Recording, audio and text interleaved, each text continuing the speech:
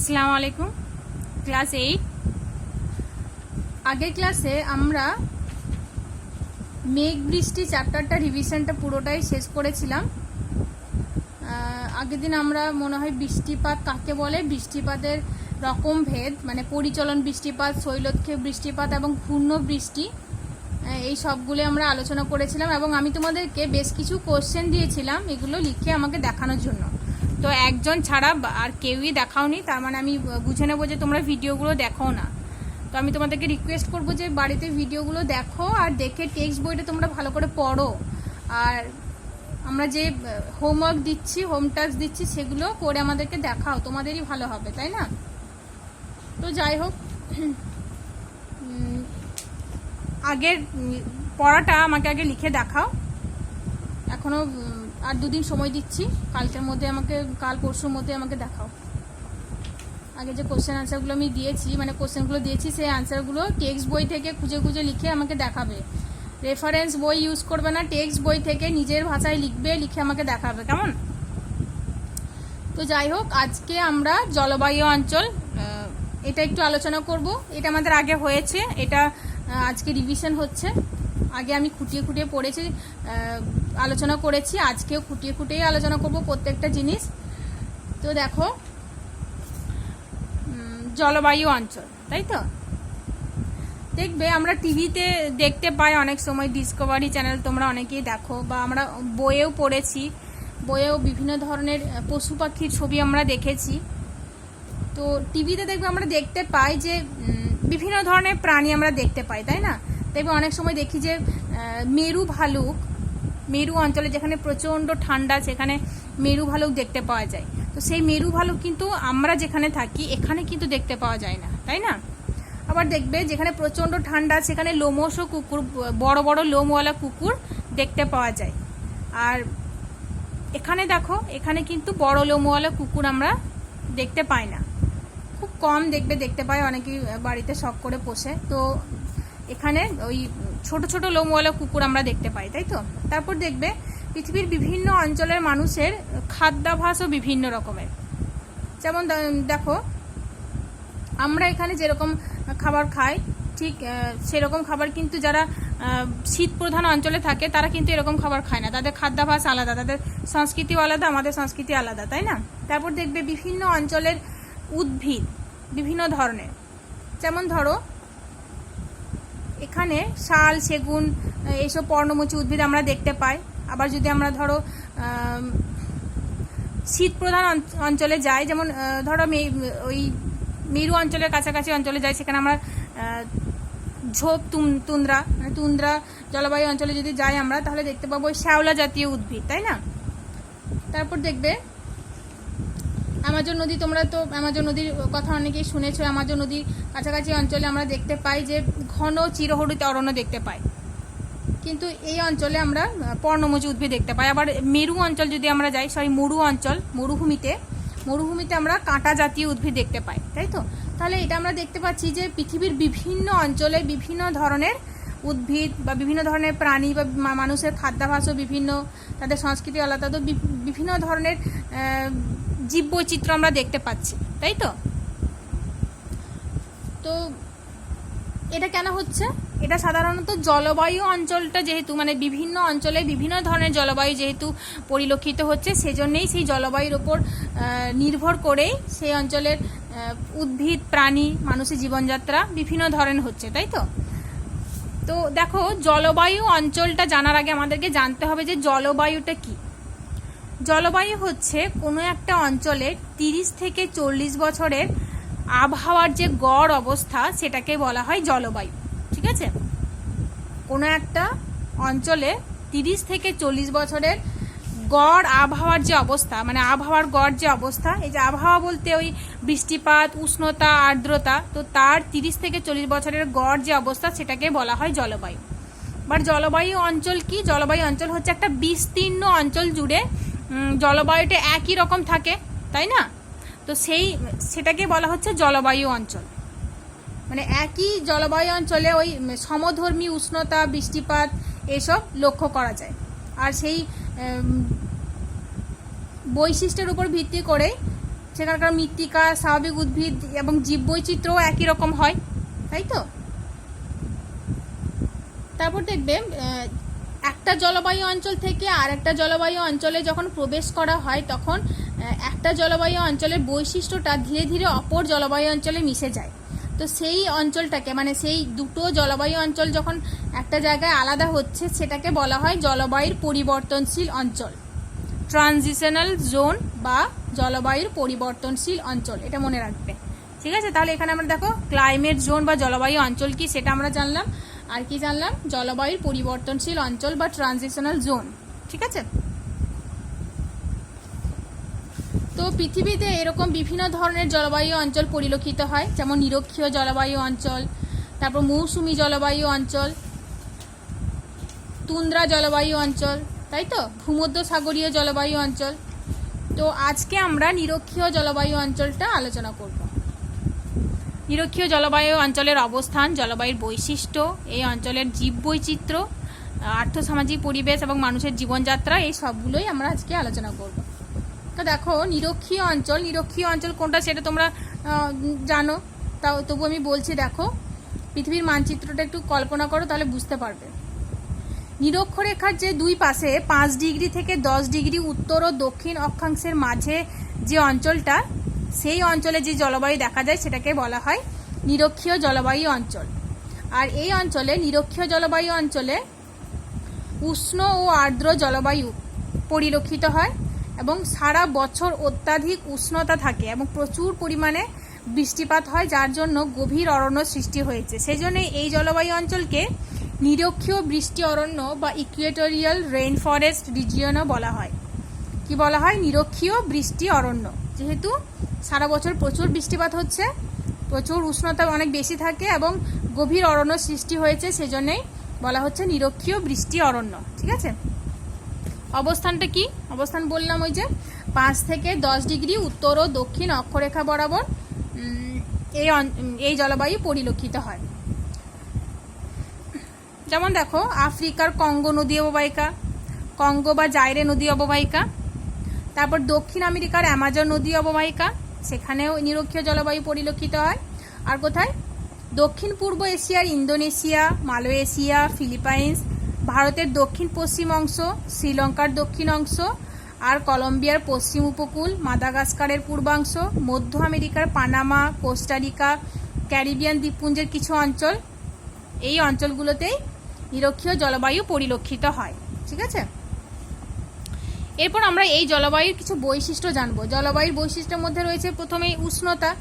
তো আমি বললাম যে এই অঞ্চলে সারা বছর সূর্যরশ্মি লম্বভাবে কিরণ দেয়। নিরক্ষীয় মানে নিরক্ষরেখার উপর সারা বছর সূর্যরশ্মি লম্বভাবে কিরণ দেয়, তাই তো, মানে নিরক্ষীয় অঞ্চলটাই, নিরক্ষরেখার উপর বলবো না, নিরক্ষীয় অঞ্চলে সারা বছর প্রায় সূর্যরশ্মি লম্বভাবে পড়ে, ফলে উষ্ণতা সবসময়ই বেশি থাকে। তাও বার্ষিক গড় উষ্ণতার পরিমাণ হয় 27 ডিগ্রি সেলসিয়াস। তবে বার্ষিক উষ্ণতা থাকে 25 ডিগ্রি সেলসিয়াস থেকে 30 ডিগ্রি সেলসিয়াস। আর বার্ষিক উষ্ণতার প্রসার খুবই কম হয় 2 ডিগ্রি থেকে 3 ডিগ্রি সেলসিয়াস। বার্ষিক উষ্ণতার প্রসারটা কি? এই কোশ্চেনটা তোমাদের মাথায় নিশ্চয়ই আসছে যে বার্ষিক উষ্ণতার প্রসার কি। উষ্ণতার প্রসার 3 ধরনের হয়। একটা হচ্ছে বার্ষিক উষ্ণতার প্রসার, মাসিক উষ্ণতার প্রসার আর দৈনিক উষ্ণতার প্রসার। তো উষ্ণতার প্রসার হচ্ছে মানে বছরের একটা দিন যেদিন উষ্ণতা সব থেকে বেশি থাকে, তো সেই দিনের উষ্ণতা এবং বছরের যে দিনটায় উষ্ণতা সব থেকে কম থাকে সেই দিনের উষ্ণতার যে পার্থক্যটা সেটাকে বলা হয় বার্ষিক উষ্ণতার প্রসার। মনে থাকবে? তো বার্ষিক উষ্ণতার প্রসার হয় 2 থেকে 3 ডিগ্রি সেলসিয়াস। সেই সঙ্গে এই সময় মানে নিরক্ষীয় জলবায়ু অঞ্চলে বাতাসে আর্দ্রতাও বেশি থাকে, যেহেতু সারা বছর সূর্যরশ্মি লম্বভাবে কিরণ দিচ্ছে এবং সেই অঞ্চলে জলীয় বাষ্পের সৃষ্টি হচ্ছে, সেজন্য আর্দ্রতা বেশি থাকে। তবে রাতে উষ্ণতা বেশ কমে যায়, তা 25 ডিগ্রি সেলসিয়াসের মতো হয়ে যায়।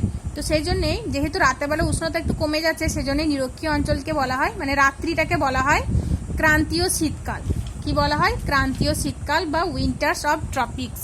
ঠিক আছে, কোন সময়টাকে বলা হয়? নিরক্ষীয় অঞ্চলের রাতটাকে বলা হয়। রাত্রিতে যেহেতু উষ্ণতা কমে যাচ্ছে সেজন্যই বলা হচ্ছে ক্রান্তীয় শীতকাল বা উইন্টার্স অফ ট্রপিক্স।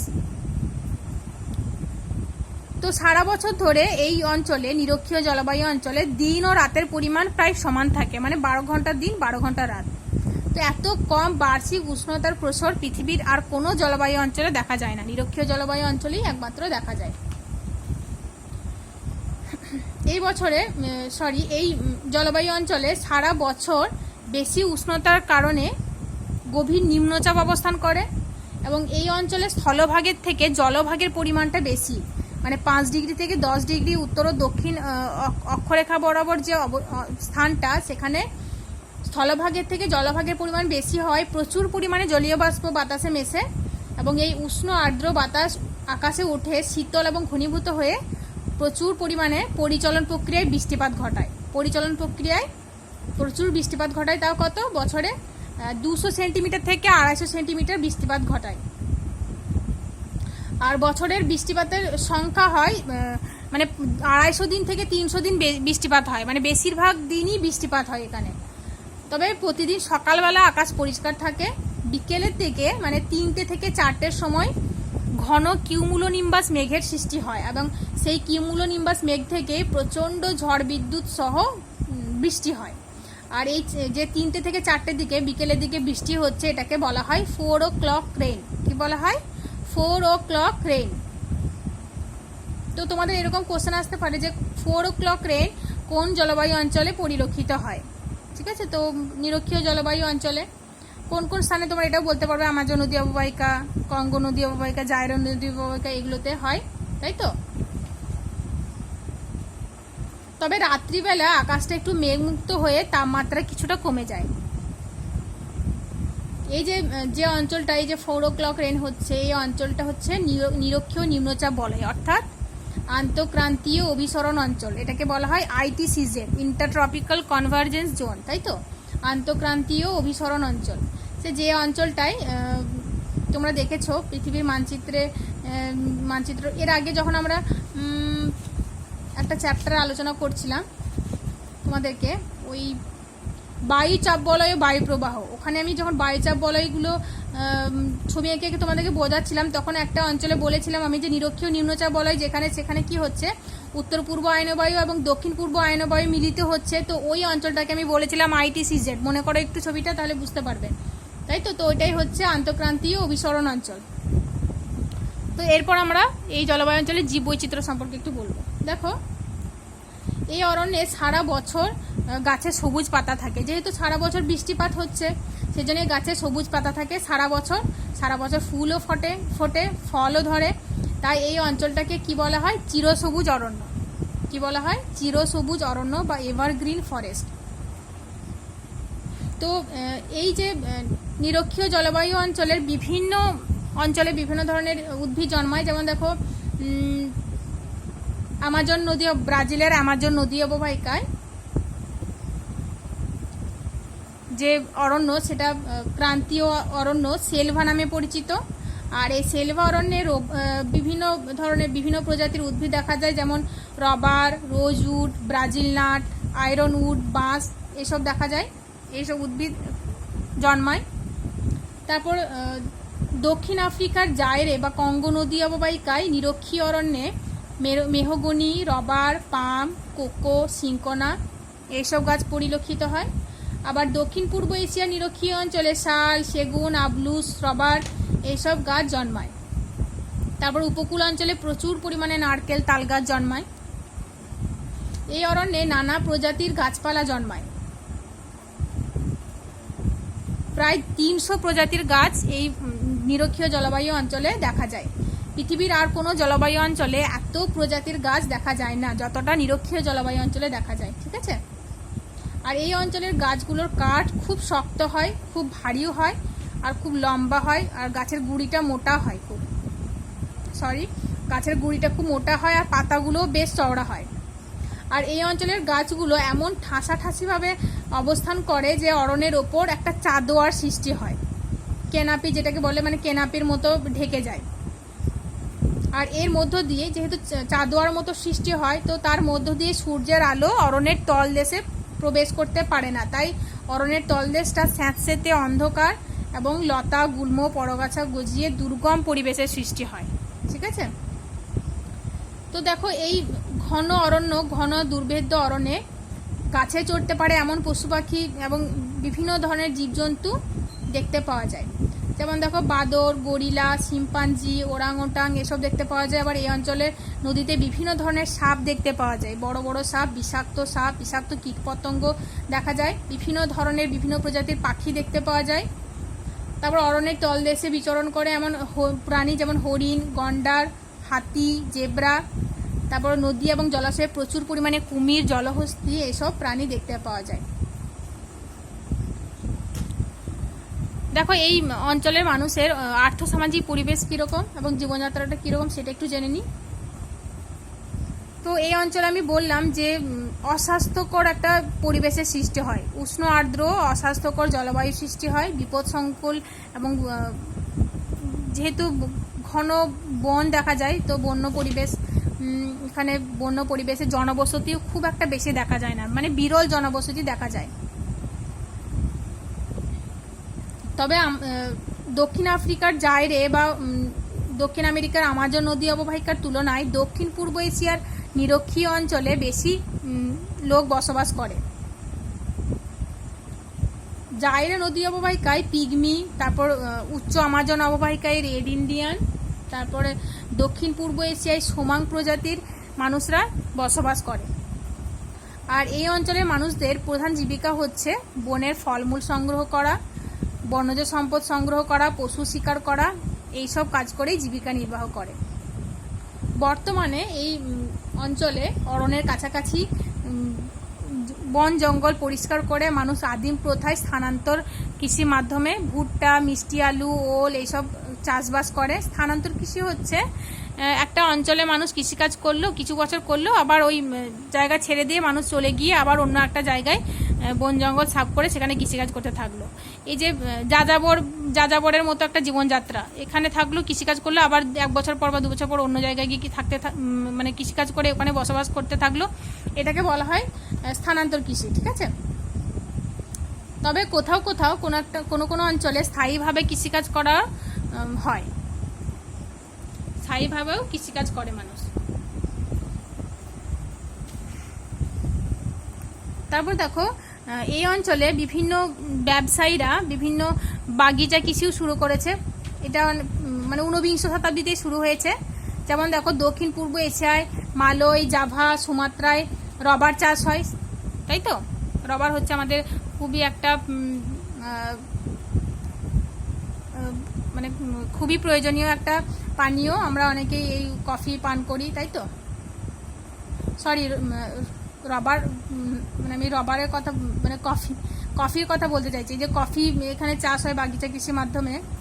তো রবার হচ্ছে একটা গাছের আঠা, মানে কফিটা হচ্ছে আমরা পান করি, কফি চাষ হয়, আর রবার হচ্ছে একটা গাছের আঠা যেটা দিয়ে বিভিন্ন ওই টায়ার, টিউব এইসব তৈরি করা হয়। তো যাই হোক, পশ্চিম ভারতীয় দ্বীপপুঞ্জে আখ চাষ হয়, কলা চাষ হয়। আফ্রিকার গিনি উপকূলে কোকো, তারপর বিভিন্ন পাম জাতীয় গাছের চাষ হয়, যেটা থেকে তেল উৎপাদন করে আদিবাসীরা জীবিকা নির্বাহ করে, ঠিক আছে। আর এই অঞ্চলে বাগিচা কৃষির মাধ্যমে ওই যে বললাম মালয়, জাভা, তারপর সুমাত্রায় রবার চাষ হয়। তারপর এই নিরক্ষীয় জলবায়ু অঞ্চলের বিভিন্ন জায়গাতে কফি চাষ হয়। রবার আর কফিটা আমি ওই যে রবারের জায়গায় কফি বললাম, ওটা কিন্তু তোমরা আবার ভুল করে একই মানে গুলিয়ে ফেলো না। রবারটা একটা আলাদা, রবার হচ্ছে গাছের আঠা একটা, ঠিক আছে, সেটা দিয়ে বিভিন্ন ওই টায়ার, টিউব এসব তৈরি করা হয়। আর কফিটা হচ্ছে একটা পানীয়, যেটা আমরা ওই চা যেরকম সেরকম, ঠিক আছে। তো কফি আর রবার দুটো আলাদা জিনিস। তো যাই হোক, এবার আসি খনিজ সম্পদ এবং শিল্প সম্পর্কে। দেখো এই অঞ্চলে মানে নিরক্ষীয় জলবায়ু অঞ্চলে মালয়ে টিন, তারপর সুমাত্রায়, জাভায়, বর্নিয়ায় প্রচুর পরিমাণে খনিজ তেল এবং প্রাকৃতিক গ্যাস পাওয়া যায়। তবে এখানকার যেহেতু দুর্ভেদ্য দুর্গম পরিবেশ, সেজন্য কাঁচা মালটা উত্তোলন করতে খুবই অসুবিধা হয়।